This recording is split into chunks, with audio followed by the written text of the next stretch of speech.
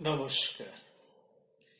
প্রাণারামের মাধ্যমে সম্প্রচারিত ভারত কথার গ্রন্থি মোচনের 257তম পর্বে আপনাদের সবাইকে জানাই সাদর সম্ভাষণ।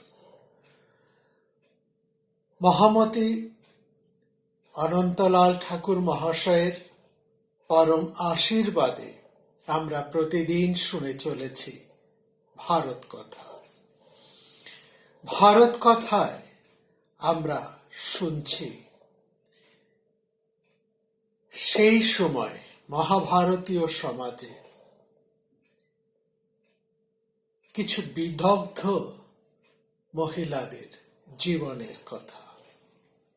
এই প্রসঙ্গে আমরা শুনেছি কুন্তির কথা, শুনেছি দ্রৌপদীর কথা, এসেছে সত্যভামার কথা। এই কথাগুলো এসেছে বস্তুত দ্রৌপদী এবং সত্যভামার কিংবা সত্যভামার এক প্রশ্নের পরিপ্রেক্ষিতে, এবং সেখানে আমরা এই তিনজন বিখ্যাত মহাভারতীয় নায়িকাকে আমরা বেছে নিয়েছি একটি কারণে, যাদের মধ্যে দুজন কুন্তী এবং দ্রৌপদী সরাসরি ভারত যুদ্ধের মহাভারতীয় কুরু বংশের সঙ্গে যুক্ত এবং ভারত যুদ্ধের জন্য প্রত্যক্ষভাবে যুক্ত। আরো কয়েকজন আছেন প্রত্যক্ষভাবে যুক্ত, কিন্তু এই দুজন এতটাই বিদগ্ধ এবং ব্যক্তিত্ব সম্পন্ন, এই দুজনকে অতিক্রম করে কোনো কথাই বলা যায় না, কোনো পুরুষের প্রসঙ্গই তোলা যায় না এই দুজনকে বাদ দিলে। এবং এদের দুজনের সঙ্গে সত্যভামাকেও এনেছি এই কারণে, মহাভারতের সূত্রাধার কৃষ্ণের সাথে এরা তিনজনই অঙ্গাঙ্গিভাবে যুক্ত।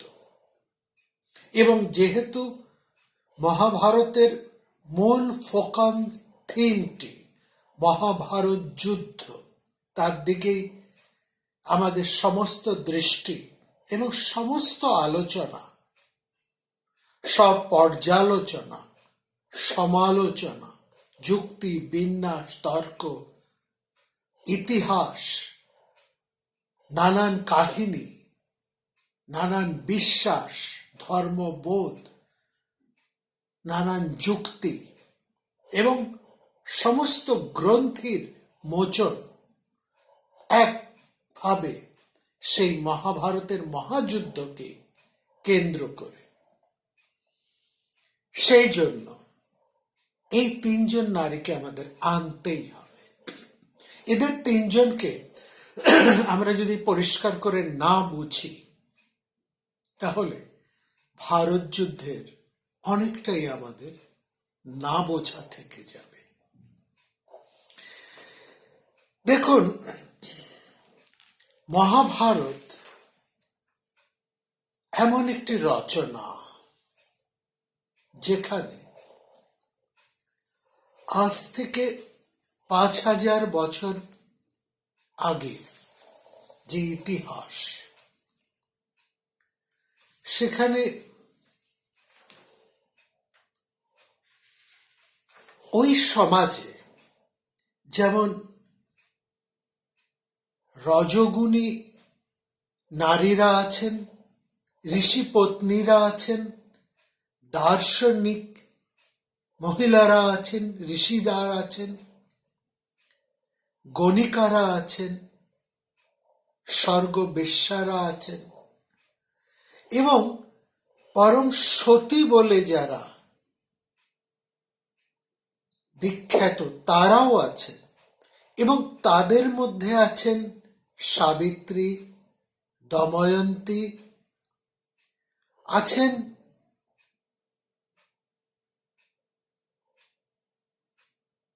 কুন্তী, দ্রৌপদী,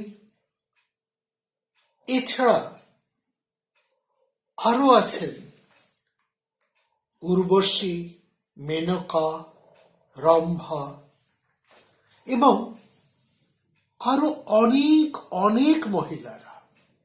একটা জিনিস খেয়াল করার মতো, যে সময় পুরাণে আমরা সতীত্বের একটা ভীষণ ঘটনা দেখি, সতীত্ব নিয়ে যেখানে ভীষণ কথা, বড় বড় কথা বলা হয়েছে, সতীত্বকে একটা বিরাট জায়গায় তোলা হয়েছে,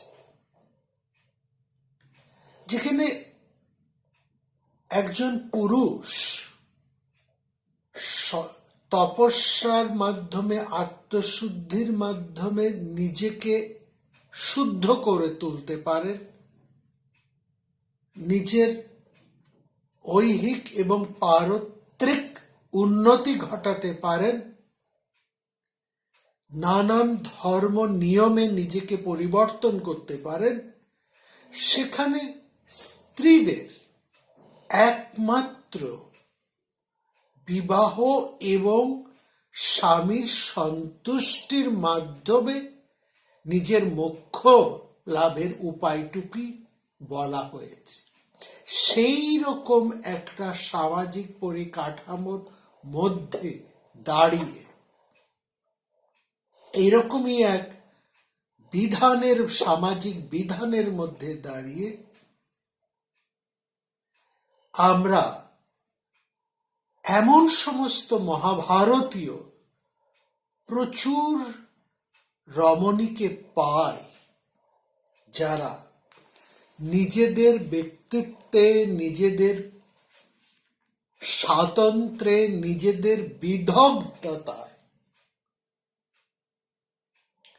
সম্পূর্ণভাবে পারিপার্শ্বিক পুরুষদেরকে ম্লান করে নিজেরা উজ্জ্বল হয়ে আছে। যেখানে এক কুষ্ঠরোগী চলশক্তিহীন স্বামীকে গণিকা বাড়িতে পৌঁছে দেবার মধ্যে সতীত্বের সিদ্ধি চিহ্নিত করা আছে, সেখানেই আমরা দেখছি একজন রমণী নিজের ব্যক্তিত্বে, নিজের আত্মশক্তিকে স্বামীর প্রাণ ফিরিয়ে নিয়ে আসছে। আমি সাবিত্রীর কথা বলছি, আমি দময়ন্তীর কথা বলছি, যেখানে নির্মল প্রেমের প্রতীক যে রমণী, এবং সেই প্রেমের জন্য লৌকিক জগতে সমস্ত যন্ত্রণাকে তুচ্ছ করে তিনি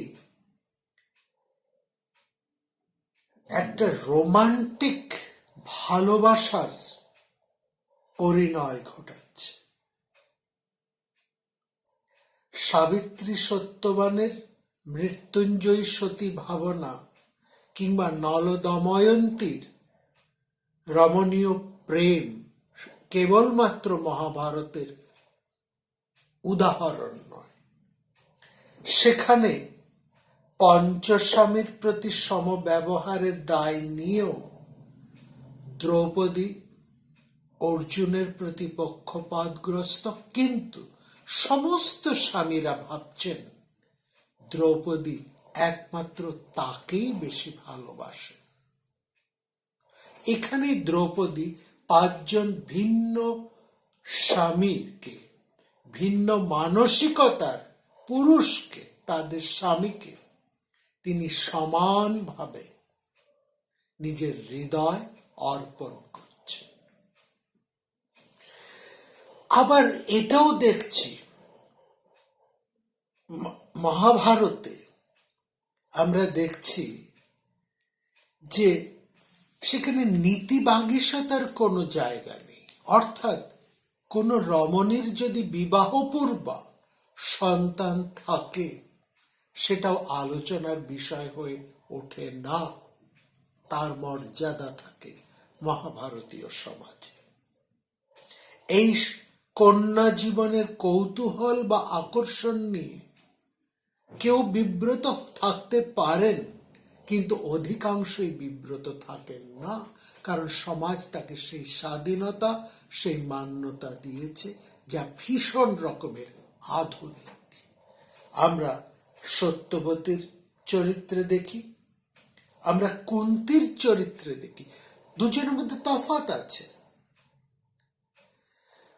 যে সমাজ কানিন পুত্রকে স্বীকার করে সেখানে দাঁড়িয়েও কুন্তি কিন্তু তার রহস্য উন্মোচন করেন না, ফলে তিনি নিজের জীবনকে নিজেই জটিল করে তোলেন, যেটা সত্যবতী করেন না। যেখানে সত্যবতী কুন্তির চেয়েও অনেক বেশি, সত্যবতী কুন্তির চেয়েও অনেক বেশি আধুনিকা, মনের দিক থেকে তিনি স্বচ্ছ এবং অনেকটা ফরওয়ার্ড, এবং মহাভারত তাকে যথেষ্ট সম্ভ্রমের সাথে, মর্যাদার সাথে তাকে স্বীকার করেছে।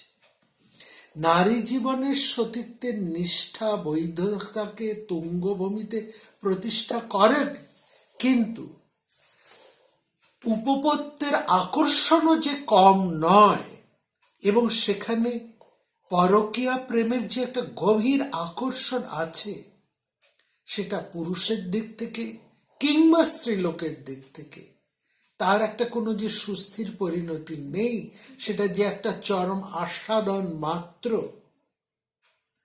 ব্যবহারিক জীবনে হয়তো তার কোনো শাস্ত্রীয় অনুমোদন নেই, সেখানে কিন্তু মহাভারত কোনো বাধা নিষেধ বা কোনো কঠিন সিদ্ধান্ত আরোপ করে না। এটাও আমাদেরকে খেয়াল রাখ। মহাভারত উৎসাহিতও করে না, আবার এমন কোনো ঘটনা ঘটে থাকলে তাকে গর্হিত বলে সমাজের অন্ধকারে ঠেলেও দেয় না, বা তার উপর কোনো কঠিন বিধান আরোপও করে না।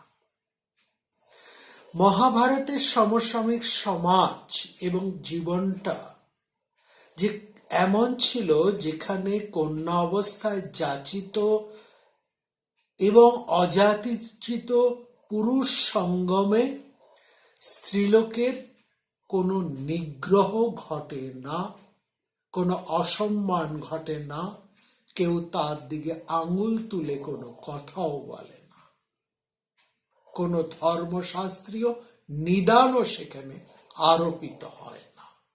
এটা বিশেষ করে লক্ষ্য করার কারণ, পরকীয়ার আকর্ষণকে মহাভারত সরাসরি না হলেও অন্য পথে স্বীকার করে নিয়েছে।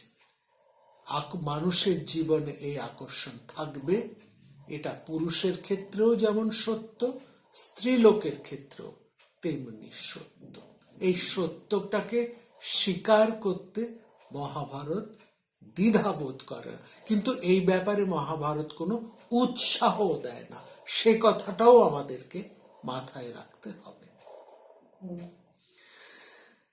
মহাভারতে সত্যবতী, কুন্তী এবং দ্রৌপদীর জীবনে বারবার একটি প্রশ্ন উঠেছে যে প্রথম সঙ্গমের পর তাদের কন্যাত্ব রক্ষিত থাকছে কিনা। এই প্রশ্নটাকে মহাভারত এত চমৎকার ভাবে ট্যাকল করেছে, এত চমৎকার ভাবে বিশ্লেষণ করেছে, এত চমৎকার ভাবে তার উত্তর দিয়েছে, যে ভাবলে এই একবিংশ শতাব্দীতে দাঁড়িয়েও আমরা বিস্ময়ে অভিভূত হয়ে যাই। আমরা বারবার সাধুবাদ জানিও শ্রদ্ধায় অবনত হয়ে যাই সেই দীর্ঘদর্শী বিশাল হৃদয় মহাকবির হৃদয়টিকে, তার দৃষ্টিটিকে, তার বোধটিকে স্বীকার না করে, শ্রদ্ধা না জানি পারি না। এটা তো ঠিকই যে মাসান্তিক অথবা সন্তানের জন্মের পর রজচক্রের আবর্তনই স্ত্রী শুদ্ধির ঘটনা ঘটে, এটা তো স্বাভাবিক ঘটনা। একটা একটা জীবনের ঘটনা, একটা মানুষের, একটা নারীর শরীরের ঘটনা। এবং মহাভারত এই ঘটনাটিকে, এই অত্যন্ত স্বাভাবিক ঘটনাটিকে মহাভারত যেন দেবতার বরদান হিসেবে, দেবতার বরদান হিসেবে মহাভারত এটিকে ব্যাখ্যা করেছে। এই স্বাভাবিক ঘটনাটাকে, যে স্বাভাবিক ঘটনাটাকে আমরা বা আমাদের সমাজের নীতিবাগীশেরা মানতে পারেন না। যেমন আমাদের সমাজে এখনো মানে না যে একটি স্ত্রী সন্তান জন্মাবার জন্য একজন মহিলা নন, একজন পুরুষ দায়ী। এবং পুরুষ এবং স্ত্রীর মিলনের ফলে স্বামীর কারণেই স্ত্রীর কন্যা বা পুত্র সন্তান হবার ঘটনা ঘটে, সেখানে স্ত্রীর কোনো হাত নেই। এই সত্যটা আজও আমাদের সমাজ স্পষ্টভাবে স্বীকার করে না। সব জানা সত্ত্বেও কিন্তু শিক্ষিত সমাজে, উচ্চবিত্ত সমাজে এইটিকে, এই সত্যটাকে গ্রহণ করতে পারে না, হৃদয় দিয়ে মেনে নিতে পারে না। আমরা মুখে অনেক কথা বলি, একবিংশ শতাব্দীতে নারী স্বাধীনতার কথা বলি, নারীদের কথা বলি, কিন্তু সহজ সত্যটাকে গ্রহণ করি না। কিন্তু মহাভারত দেখুন, আমাদের থেকে এত হাজার হাজার বছরের পেছনের মহাভারতীয় সমাজ, তারা কিন্তু সন্তানের ক্ষেত্রে নারী বা পুরুষের কোনো অমর্যাদা করে। হ্যাঁ, পুত্র সন্তানের একটা প্রয়োজন ছিল, খুব স্বাভাবিক কারণে ছিল, এবং তার কারণ কি আমরা বারবার ব্যাখ্যা করেছি। সেই বৈদিক সমাজে পুত্র সন্তানের ভীষণ প্রয়োজন ছিল, কারণ তখন জনসংখ্যা কম ছিল, বিভিন্ন গোষ্ঠীর মধ্যে বিবাদ লেগে থাকতো, এসব নানা কারণে পুরুষ সন্তানের প্রয়োজন ছিল। কিন্তু নারী বা কন্যা সন্তান যদি জন্মায়, সেখানে তাহার অমর্যাদা হতো না, কোনো পার্থক্য করা হতো না কোনো ক্ষেত্রে, বিবাহের ক্ষেত্রে নয়, শিক্ষার ক্ষেত্রে নয়, সামাজিকতার ক্ষেত্রে নয়। এবং মহাভারতীয় সমাজ এই সম্পর্কে ভীষণ উদার। এর যা কিছু হীন অবস্থা ঘটেছে তা কিন্তু অনেক পরের। আর এখানে আরেকটি জিনিস আমরা যেটা দেখলাম, যে কথাটা বলতে গিয়ে আমাদের এত কথা চলে এলো, যে এক নারী জীবনের কন্যা ভাব যে তার পরবর্তী মাসান্তিক রজচক্রের আবর্তনের পরেই যে ঘটে, এবং এই ঘটনাটিকে, এই স্বাভাবিকই প্রক্রিয়াটিকে মহাভারত এত মহানভাবে উপলব্ধি করেছে বা এত মহানভাবে তাকে তুলে ধরেছে, যে সেটিকে মহাভারত দেবতার আশীর্বাদ বলে বর্ণনা করেছে। এবং কঠিন হৃদয় ধর্মশাস্ত্রকারেরা, স্মৃতিকারেরা তা স্বীকার করতে বাধ্য হয়েছে। এখানে ব্যাসের জয় জয়াকার। নারী স্বাধীনতার মধ্যে কোনো অসহিষ্ণুতার জায়গা নেই, মহাভারতে নেই। মহাভারতের জীবনের বড় বিচিত্র রসময়তা আছে। সেখানে পুরুষের পৌরুষীয় যন্ত্রণা, অত্যাচার আছে, এবং সেটি কিন্তু একমাত্র চরম সত্য নয়। এখন বরং আমরা উল্টোটা দেখি। মহাভারতের সমাজে একজন নারী পুরুষ যত সহজে পরস্পরের সাথে মেলামেশা করতে পারত বা করতেন, সেই সহজটা কিন্তু এই একবিংশ সমাজে, আধুনিক সমাজে নেই। আধুনিক ছেলে মেয়েরা কিন্তু পরস্পরকে বিশ্বাসই করতে পারে না। বিশ্বাসের বোধটাই তাদের মধ্যে থেকে লুপ্ত হয়ে গিয়েছে। মহাভারতে প্রেম আছে, ভালোবাসা আছে, যৌনতা আছে, সবকিছুই একটা মহাকাব্যিক সহনীয়তার মধ্যে দিয়ে বিস্তারিত হয়েছে, পরিশ্রুত হয়েছে। সেটি এখনকার বর্তমানকালের যুবক যুবতীর, প্রতিটি নারী পুরুষের জন্য শিক্ষণীয় বটে, পালনীয় বটে। আমরা কথা বলছিলাম সত্যভামাকে নিয়ে।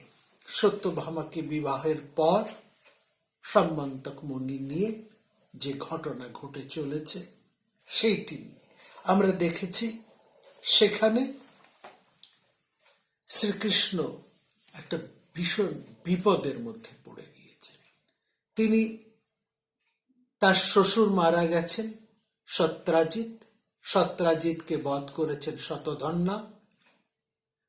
সত্যবতী একাকী সেই ঘটনা জানতে পেরে সুদূর গুজরাট হতে তিনি ছুটে এসেছেন উত্তর ভারতে, বারণাবতে, একাকী এই অন্যায়ের প্রতিবিধান চেয়ে তার স্বামীর কাছে। শ্রীকৃষ্ণ ছুটে এসেছেন। তিনি শতধন্বাকে ধরেছেন, তাকে তার পেছনে পেছনে ছুটেছেন এবং এবং তিনি যে কথা শুনেছেন, যেরকম খবর তার কাছে এসেছে বিশ্বস্ত সূত্রে এবং সত্যভামার সূত্রে, যে শতধন্বা সত্রাজিৎকে বধ করে তার কাছ থেকে মণিটি নিয়ে পালিয়েছে। কিন্তু মাঝখানে অনেকগুলো ঘটনা ঘটে গেছে। শ্রীকৃষ্ণ বলরামকে সঙ্গে করে নিয়ে এসেছেন এবং বলরামের মনে শ্রীকৃষ্ণের কথায় ওই মণির ব্যাপারে একটা লালসাও জেগে উঠেছে। এসব আমরা শুনেছি গত পর্বে। এবার যখন শতধন্বাকে মেরে শ্রীকৃষ্ণ বধ করার পর শ্রীকৃষ্ণ যখন তার কাছ থেকে সেই মণিটা খুঁজে পেলেন না, বলরাম সম্পূর্ণ অবিশ্বাস করে ফেললেন শ্রীকৃষ্ণকে। দুই ভাইয়ের মধ্যে বিরোধ সৃষ্টি হলো। বলরাম শ্রীকৃষ্ণকে ত্যাগ করে দ্বারকাতে না প্রবেশ করে তিনি মিথিলায় চলে গেলেন। এর মধ্যে অনেক সময় কেটে গিয়েছে। প্রায় সবাই সম্মন্তক মুনির কথা ভুলে গিয়েছেন। এই নিয়ে আর কেউ কথা উঠছে না। মোটামুটি এইটুকু প্রতিপন্ন হয়েছে যে শ্রীকৃষ্ণ সম্মন্তক মুনি চুরি করেননি, এটি শ্রীকৃষ্ণ প্রতিষ্ঠা করতে পেরেছেন। এবার ফলে যে জনরব উঠেছিল, যে কথা উঠেছিল, তা আস্তে আস্তে স্তিমিত হয়ে গেল। কিন্তু শ্রীকৃষ্ণের মন থেকে কিছুতেই এই প্রশ্ন গেল না, এই সন্দেহ গেল না। তার মনে একটা প্রশ্ন জেগেই রইল, তাহলে সম্মন্তক মুনিটা কোথায়? সত্রাজিৎকে তো তিনি নিজের হাতে এনে দিয়েছিলেন। সত্রাজিৎকে বধ করেছেন শতধন্বা। শতধন্বা তাহলে এত ছুটে পালাচ্ছিলেন কেন? যদি তার কাছে মণি না থাকে, তিনি কৃষ্ণকে দেখে অত পালাচ্ছিলেন কেন? কৃষ্ণ কিছুতেই দুয়ে দুয়ে চার করতে পারছেন না। তাহলে মণিটা কোথায় গেল? প্রশ্নের ক্ষেত্রে চারপাশের নানা কিছু অনুসন্ধান করে শ্রীকৃষ্ণ যেমন মণিটা বাইরে চলে যাবার অর্থাৎ প্রথমে একটা সিংহ পুরুষ, তারপর এক ভল্লুক পুরুষের প্রধানের সন্ধান পেয়ে সেখান থেকে তিনি অনেক কষ্টে সেই মণি উদ্ধার করে এনেছেন। এই ক্ষেত্রে কিন্তু তেমন কোনো লক্ষ্য পায়নি, অর্থাৎ শতধন্বা পালাচ্ছিলেন এবং কৃষ্ণের হাতেই তিনি বদ্ধ হন, কিন্তু মণিটি তার কাছে নেই। তাহলে মণি গেল কোথায়? শ্রীকৃষ্ণ মানে এই সন্দেহটা রয়ে গেল।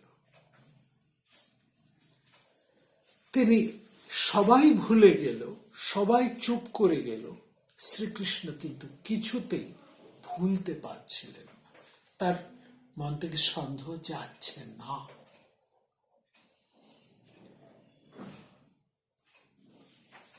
এদিকে শ্রীকৃষ্ণ একটা ব্যাপার কিন্তু খেয়াল করতে আরম্ভ করে, লক্ষ্য করছে। হঠাৎ তার নজরে পড়ল, তার খেয়ালে কি অক্রুর যেন হঠাৎ খুব ধর্মে মতি হয়েছে, খুব ধর্মপ্রাণ হয়ে উঠেছেন অক্রুর মহাশয়।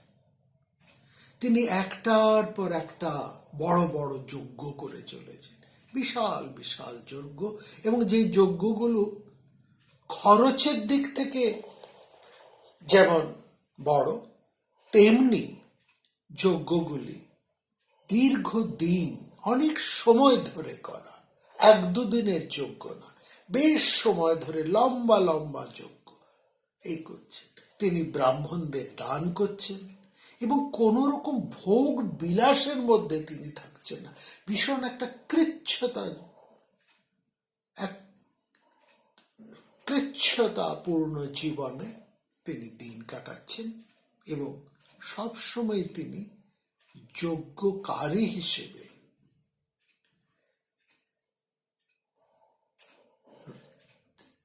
রয়েছে।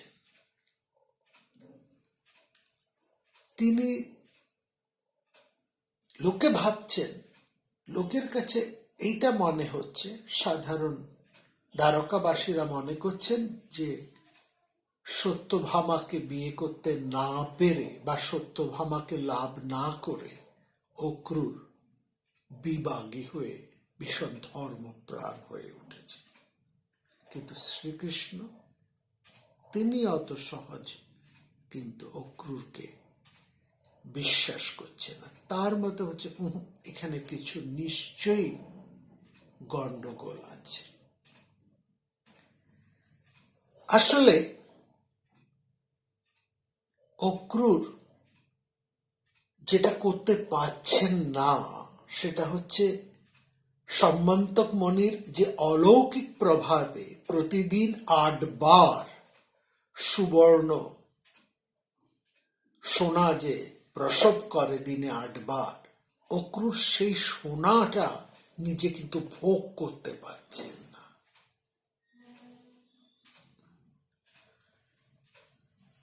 অর্থাৎ অন্যায়ভাবে যে অর্থ উপার্জন করে সে কিন্তু সমাজে নিজের ভোগ বিলাস খুব প্রকটভাবে ব্যক্ত করতে পারে না। তাহলে লোকের সন্দেহ তার উপর পড়ে, তাকে অনেক কৃচ্ছ সাধন করে যেন টেনে টুনে তার সংসার চলছে, মোটামুটি ভাবে সে আছে বা একটা মোটামুটি সচ্ছলতা তার আছে, এই পর্যন্ত। অক্রুরও সেইটা ছিল, অর্থাৎ অক্রুরের যেটা স্বাভাবিক সেই স্বাভাবিকটা কিন্তু অক্রুরের জীবনে অনুপস্থিত। সেটাই শ্রীকৃষ্ণকে ভাবিয়ে তুলল বা তার নজরে এলো।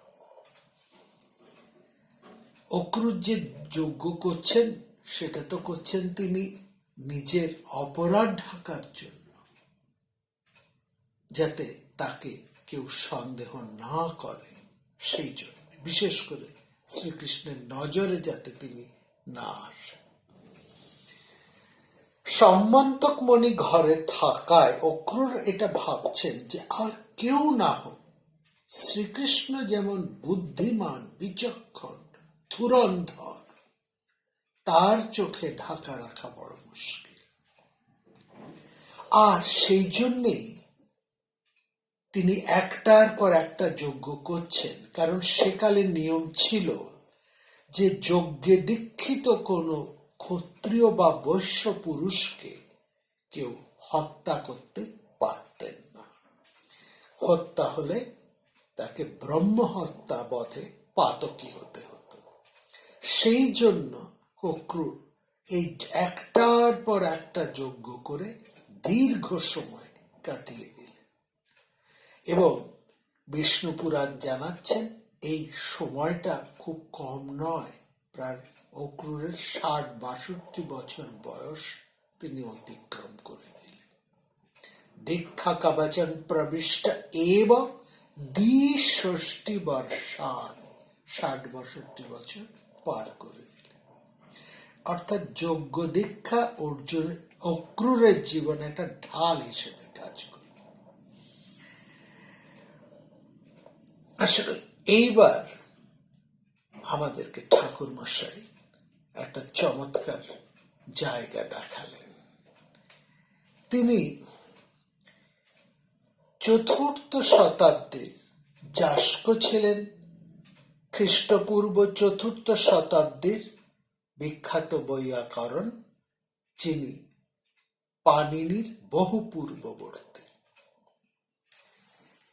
সে যাস্ক, মহামতি যাস্ক, তার নিরুক্তে, যে নিরুক্তকে বৈদিক প্রায় বেদাঙ্গের একটি অঙ্গ হিসেবে ধরা হয়েছিল, সেখানে যাস্ক তার নিরুক্ততে লিখেছেন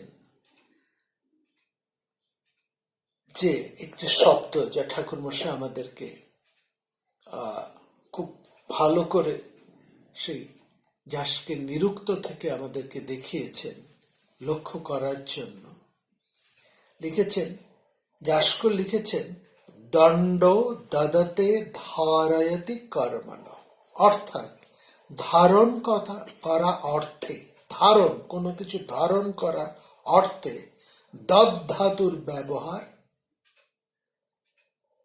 প্রচলিত, এবং সেই দদ শব্দের শেষে যদি আমরা অনিপ্রত্যয়কে যোগ করি তাহলে আমরা দণ্ড শব্দটা তৈরি হয় এবং সেটা ক্রিয়াপদ হিসেবে ব্যবহৃত হয়।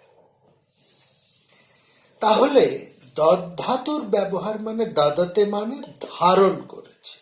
এখানটা আমাদের একটু বুঝতে হবে, এই দদতে শব্দের অর্থ হচ্ছে ধারণ করা। যাস্ক এখানে এই কথাটা বোঝাতে গিয়ে যা উদাহরণটা তিনি টেনে আনলেন, আমাদের কাছে সবচাইতে বেশি গুরুত্বপূর্ণ হচ্ছে ওই উদাহরণটি যা মহামতি অনন্তলাল ঠাকুর মশাই আমাদেরকে বারবার ভালো করে লক্ষ্য করতে বললেন। যাস্ক এই দদতে শব্দে যা ধারণ করেছে, দণ্ড শব্দ বলছেন, দদতে শব্দে মানে ধারণ করেছে, ধারয়তি। এটা বোঝাতে গিয়ে যাস্ক উদাহরণ দিয়েছেন, অক্রূর দদতে মণিম ইতি অভিভাষন্তে। ভালো করে লক্ষ্য করুন, অক্রূর দদতে মণিম ইতি অভিভাষন্তে, অক্রূর মণি ধারণ করেছেন এরকম কথাটা লোকে বলে। অর্থাৎ ইনি কি বলছেন, দদতে মানে ধারণ করেছেন, অক্রূর ধারণ করেছেন কি কথাটা না, লোকে অভিভাষন্তে মানে লোকে বলে। অক্রূর মণি ধারণ করেছেন, যাস্ক ধারণ করার অর্থে দদ ধাতুর উদাহরণ হিসেবে লোকে যে বাক্যটা সবসময় বলে সেই প্রচলিত কথাটিকে তুলে এনেছেন। সেই সময় বহু প্রচলিত উদাহরণটি, সেই প্রচলিত কথাটিকেই যাস্ক তুলে এনেছেন। যাস্ক হচ্ছেন খ্রিস্টপূর্ব ৭ম অথবা ৬ষ্ঠ শতাব্দীর মানুষ। তিনি লোক পরম্পরায় যে কথাটা বহুল প্রচলিত সেই শব্দটিকে উদাহরণ হিসেবে এনেছেন ধারয়েতে বা দদতে শব্দটিকে বোঝাবার জন্য। অক্রূর দদতে মণিম ইতি অভিভাষন্তে, অভিভাষন্তে মানে লোকে বলে। কি বলে না, অক্রূর মণি ধারণ করেছেন। আমাদের কথাটা ঠিক এখানে। সম্মন্তক মোহিনীর কাহিনীটা কৃষ্ণের জীবনে এতটা ঐতিহাসিক সত্য যে মৌখিক পরম্পরায় সেটা সেই সময়ের সমাজে বহুল প্রচলিত। সেই খ্রিস্টপূর্ব সপ্তম অথবা ষষ্ঠ শতাব্দীতে, যার ফলে সেই বহুল প্রচলিত উদাহরণটি যাস্ক তার নিজের কথা বোঝাবার জন্য ব্যাখ্যা করেছে। এই অক্রুর দাদাতে মনিম এটা পুরাতন কোন শ্লোকের একটি অংশ। এই অংশটি যে প্রাচীন গাথার একটা অংশ এবং বৃষ্ণিবংশীয় সত্রাজিতের প্রসঙ্গে এই কথাটা সবসময় উচ্চারিত হয়ে এসেছে। এটা আমরা প্রথম মধ্যে পেরেছি। তাহলে এটা আমরা দেখছি যে শতধন্যাকে মেরে কৃষ্ণ মণি পেলেন না, অথচ মণি সচক্ষে না দেখে নিজের দাদা বলরাম কৃষ্ণকে সন্দেহ করতে আরম্ভ করে দুই ভাইয়ের মধ্যে বিরোধ হয়ে আলাদা হয়ে গেল দুই ভাই, এবং তারপর অক্রুর একটার পর একটা যজ্ঞ করে যাচ্ছেন ৬০-৬২ বছর ধরে। এই ঘটনাগুলো কৃষ্ণের ভীষণভাবে লক্ষ্য করলেন এবং সত্যভামার কাছে থেকেও তিনি অস্বস্তিতে ছিলেন। এবার কৃষ্ণের মতন ধুরন্ধর মানুষের মাথায় মাথা ঘামাতে আরম্ভ করলেন মণির সূত্র বের করার জন্য। সেখানে এই যাদব কুলের মধ্যে থেকে শ্রীকৃষ্ণ খানিকটা সন্দেহ করতে আরম্ভ করলেন অক্রুরের উপর। আর অক্রুর এটা বুঝতে পেরেই, অক্রুর যে মুহূর্তে বুঝতে পারলেন তিনি কৃষ্ণের কাছে প্রায় ধরা পড়ে গিয়েছেন, কৃষ্ণ তাকেই সন্দেহ করছেন, তার যোগ্য কর্মটিকেই সন্দেহ করছেন, কৃষ্ণ ভীষণভাবে লক্ষ্য করছেন তাকে, অক্রুর কি করলেন? তিনি দ্বারকা ছেড়ে পালালেন। তারপর